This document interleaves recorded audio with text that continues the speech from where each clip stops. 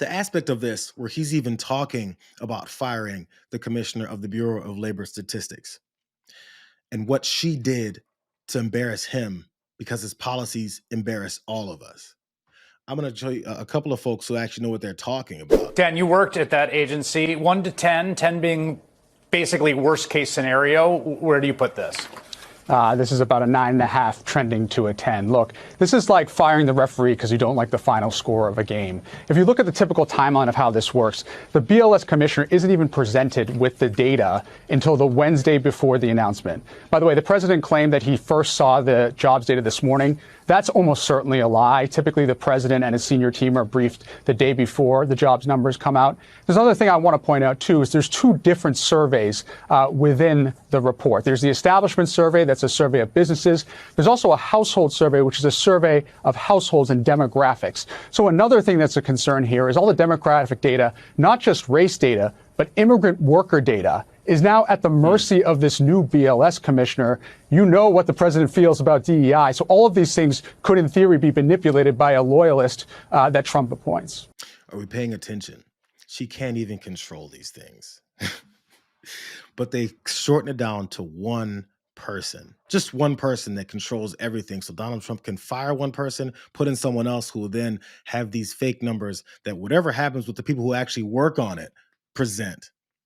He'll give his minions and maybe people who aren't paying enough attention whatever he wants to give them. I got someone else. He's the former commissioner of the Bureau of Labor Statistics, and he had even more to say about how this works in case people aren't really paying attention. The president said that the BLS commissioner rigged these numbers. Yeah. What do you think? There's no way for that to happen. The commissioner doesn't do anything to collect the numbers. The commissioner doesn't see the numbers until Wednesday before they're published. By the time the commissioner sees the numbers, they're all prepared. They're locked into the computer system. The only thing the commissioner does on Wednesday is to kind of do the edits on the text. So there's no hands-on at all for the commissioner. I was commissioner, and I was sometimes locked out of the process of actually, where the people were working in the building. So there's no way for doing that. Bill Beach, former commissioner of the BLS, said that he was locked out of it in many cases. There's people who work on this. There's a process involved. Donald Trump doesn't understand processes because he doesn't have one except for the ones he invents in his brain, where he then tells people what it is he wants done and he expects it done. No process, no work, no actual reasoning or numbers behind what he says. That's why he said he's going to lower drug prices by 1,500% with a damn letter. Bill Beach ain't done. He's not done. What I think really upset the president on Friday were the revisions to May and June, big revisions. But that's because, like every time we publish on Friday, there are revisions to the previous 2 months. This is a survey, and a survey has sample returns. People have done surveys, you answer your phone. It's basically like a poll. Yeah, it's like a poll. Okay. Not everybody in the country is asked the question, are you working? Are you looking for work? Just a handful.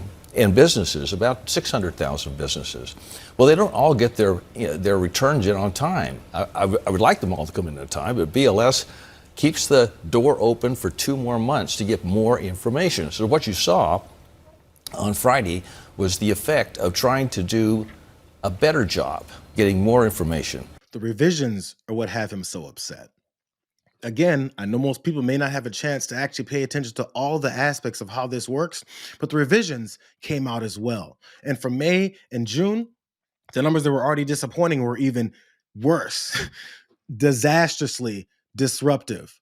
That's the way it works. And he explains how those things work. And I guess enough people can't pay attention to the boring guy who's talking with glasses, who's telling you what his job was and how it used to work and how it still works that same way.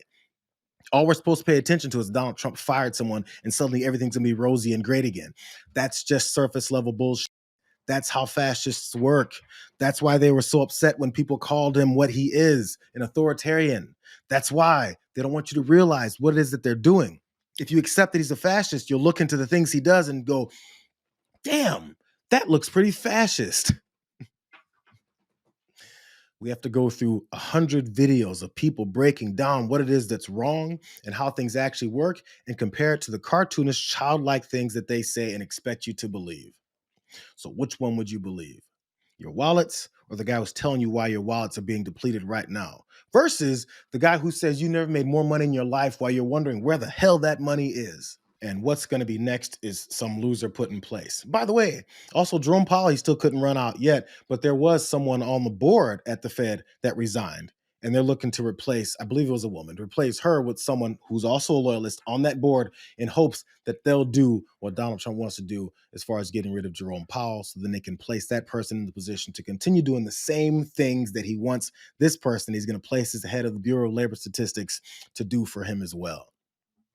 A complete, they called it a deep state when they were running. This is a complete reversal of that. It's a deep state of fascist loyalists. That's why they scoured the whole government and said, are you loyal to Donald Trump?